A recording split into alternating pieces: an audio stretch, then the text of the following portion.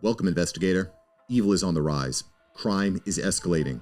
Our mission is to eliminate the crime by exposing evil, examine why it manifests, and highlight the brave souls that confront it every day. Join us as we work together to bring justice to every victim. Welcome to All Things Crime. Here's your host, Jared Bradley. Sometimes the LAPD can be very parochial, and that's one of the things that I talk about in my book that is very frustrating. Right. A lot of times I'll be reading the news and I'll read about some small town detectives agency in, South Carolina. And there'll be two detectives and they'll be working cold cases and they'll reach out to like a DNA expert and the DNA expert will help them solve the case. And it's like LAPD does not take that approach at all. It's like they're very insular and they don't always love the outside suggestions. Yeah. Well, LAPD is interesting. And it's kind of the feedback we've gotten from agencies like LAPD and NYPD. I'd put them in there, LA County Sheriff, but Chicago PD. It's so interesting. I had a crime scene. I don't know that he was a supervisor, but he'd been around for a long time. And I was talking to him about the M-Vac and, our exclusive DNA collection method. And it blew my mind when he said this. He said, "We don't have time for that." Wow. And I was like, what do you mean you don't have time? And he said, "We are so busy. There are times when they give us basically 2 hours to process a homicide. And then we're on to the next crime." Jeez. And so in many jurisdictions, there's so much crime and the crime scene folks and the detectives are so busy that if the crime almost doesn't solve itself, then it's kind of put on the back burner because there's so many coming in. It's just a flood. And, many of these agencies are underfunded. So they have, they're down 700-800 officers. That means they're down on detectives. For sure. The whole detective bureau is down. The crime scene folks are, they should have double what they have. For and sure. It's just kind of the nature of the beast right now. It's unfortunate. And especially for families like yours that, you guys deserve to know. You guys deserve justice, and your father, especially being a veteran, I'm partial to that. Obviously, he deserves to be to have justice, and that's. But in an area like Los Angeles, where there's so much and they're spread so thin, a lot of times they just don't have the resources. So and that's some of the frustrations that I talked about in the book. And one of the reasons why I wrote the book was not just to give a window into. So I'm fortunate that I have a platform, right? I mean, there's people who will read my book. Briefly, my book was the best-selling political book. It actually bumped Ron DeSantis off for 1 week, which is crazy, when he wrote his book last summer. But I'm grateful that I have a platform, but I know that most murder victims' families don't. Yeah. And one of the points I made in the book is exactly what you said. Like, Los Angeles is so busy. There's so many murders and so many things, and they are down officers. And, my father's case was super high profile. I mean, I was chair of the Appropriations Committee, arguably the third most powerful position in the state when this happened. The mayor of LA was a personal acquaintance of mine, and would always asking about my father's case. It was front page news, LA Times. It was nightly news, every single TV station. It's been on Dateline, NBC, all these things. But yet the level of service so this was a metric that I always used when I was in office. Like, if I went to the DMV and they knew who I was, right, and they treated me like dirt, I was like, oh my gosh, how does the public get treated, right? How does just the regular folks get treated if this is how they're treating me? And that is a theme in the book is, for better or for worse, this was a very high profile case. And that arguably means that they wanted to solve it more. And yet, you think about just the average murder victim family where they have no platform, they have none of these, this media scrutiny, and how are they getting treated? And the answer has got to be, the answer that you have to conclude is that they're not getting treated that well. And that makes me profoundly sad. And I wrote my book more to give people a sense of how that works than my father's case, because this is one of those things, unless you've gone through it, you really can't understand. Yeah. Well, some of it's by necessity, but we're all human, and everybody has bad days. And sometimes you're just interacting with a person that's just having a really bad day, but For sure. But regardless, every victim deserves justice, and Yes. It's unfortunate that far too many, I think, that are in the in the prosecution world, or well, just in the somewhere in the chain in general, they kind of lose focus on where the focus should be, and that's primarily on the victim. And it's being in the forensics part of it. That's one of the things that I see is at times, like people in crime labs, for example, they lose because they're not interacting directly with the victims. There are some, I mean, not a lot, fortunately, but there are some that kind of lose the sight that, ultimately your customer is the victim, and your customer is the public. And those are the people that you should focus on and be in service of first. So first and foremost, it's not, you're not there just to get a job. You're there to actually serve the public, and it's a critical role. And it doesn't matter if it's a crime scene investigator, a detective, or the prosecutor, or the assemblyman that's making the laws, or it doesn't matter. It's all of those I completely people. agree. I completely agree. I mean, I've always been somebody who supported law enforcement very full-throatedly, and I know that law enforcement is just like every other human. There's people who are good, people who have bad days, people in between. That's one of the things I wrote about in the book is I mean, there were some really, really great detectives that I have worked with on my dad's case, and there's some that are not so great.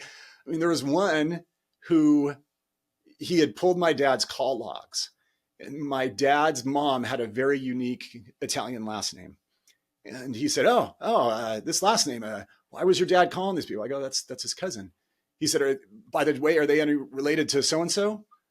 I said, yeah. He goes, I went to high school with that guy. He's a SOB. I was like, easy, you guys yelling at me about like my second cousin, what he did in high school. Literally, I mean, this guy was in his late 50s. So this is like 40 something years ago. And I'm like, okay, I'm not sure what this has to do with my dad's case. I'm sorry that one of our cousins, dated your sister 40 years ago. Like, I mean, like literally went on a tirade, this detective with me. I had another one, and this type of thing was common. It's, something that my wife and I laugh about sometimes. But when my wife went into labor with our second one, we were in the delivery room, and the anesthesiologist who was there to give her an epidural, he was like, oh, okay, so how dilated you? Okay, right. It's like, wait, you're Mike Gatto. Oh, you're in the legislature. Oh, he goes, there's a bill that I want to talk to you about this bill. It's AB 715. It would change the rules for this anesthesiology, blah, blah. And he goes on and on. And my wife's like, hello, I need the epidural, right? And I had a detective when, it was like just a couple days after the murder, and I'm like, I'm wrecked. I haven't slept in days. I'm, driven all the way from the Capitol down to LA. I'm cried a lot. And he starts talking with me about legislation. And it's like, oh my God, and he's like, oh, you should do this, you shouldn't do that. It's just like, oh my God. Like, so there were definitely some quirkier detectives that I encountered, but the team that's on the case right now is terrific. They are people who I think really care about solving it. The crime scene detectives were terrific. And, it's just like any other profession. There's good and bad eggs. Yeah.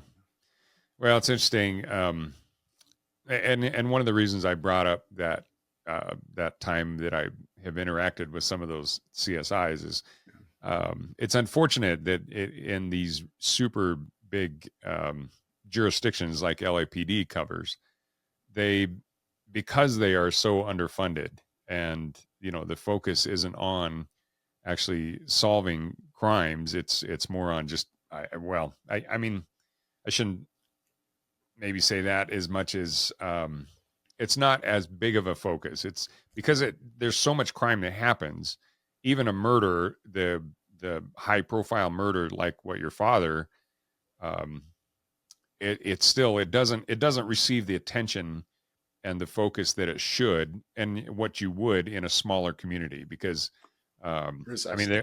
I grew up in small town Idaho, Nice. and if they have a murder up there, man, it's like, That's everything, right? yeah, I Yeah. mean, the entire city shuts down, and Yeah. um, yeah, it's all hands on deck to get this solved. But um, you know, it's another murder in L.A. So okay, Yeah.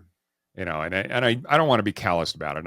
And I apologize if that came across wrong, but at the same time, it's just kind of the reality of the situation, and that's it's unfortunate, but it shouldn't be that way. And I think all of us that are in the community, I mean, there's literally hundreds of thousands of dedicated law enforcement officials that when they hear about any kind of a case that it goes kind of to the wayside, especially if it's because of basically nonchalance, Yeah. then they just, that's not right, and they're like, we got to fix that. So like I said, if there's anything we can do, and if you said there was some DNA collected, going back to the actual, Yeah. scene of the crime here, if there's a little bit of DNA collected, there's two things that I would throw out there. Number one is we could go back with the M-Vac, and wherever they collected that DNA from, we can get more. Oh, that's And by terrific. getting more, um, Yes. now there's a new thing called FIG, and it's the forensics genealogy. Yes. And that, when you have a better sample, and that gives you more options of what to do with it, from there you can go into this investigative genealogy steps. And there's so many tools that they've developed now. It's amazing. I mean, that's how they caught the Golden State Killer. Yeah. And from there, because of all the attention that got, it's just blossomed into this whole side industry in the forensics. Like I go to conferences that are completely dedicated just to forensics genealogy, and so Yeah. detectives are getting really smart on it, and everybody's getting spun up on it, and the techniques and everything are getting so good that I think if we could get DNA from your father's clothing and then send that to some of the experts that I know, they'd be able to. I mean, it's crazy. There's this one case in uh, Phoenix that the expert that got the genealogy and started doing, going through the tree, not only was able to pin down the suspect's family tree, but actually narrowed it down to the name. And he Yes. said, "This is your suspect." And Yeah. the detectives were like, "How do I'm just looking for a name." They said, "No, this Right. is the person you need to go look for." Yeah. And she was right. Yeah. And I am a huge believer in that. That's one of the things that I talk about in the book is I've learned more about, genetics and DNA and genealogy than I thought I'd ever know. yeah, And my understanding is in my dad's case, the issue is literally just the amount of DNA, or maybe I guess a secondary issue is that they cannot be sure that the DNA in the room came from the perpetrator, but they have a pretty good idea. hmm, Right. And so if you were able to get more, that would tremendously, tremendously help.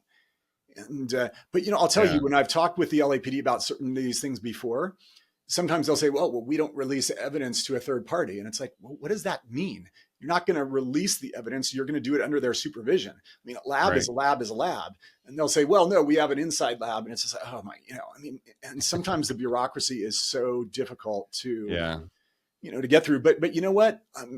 I'm going to email the detective and I'm going to copy you. And I'm going to ask, I'm going to stick my teeth into this until this is something that we get a very concrete answer on, hopefully a yes.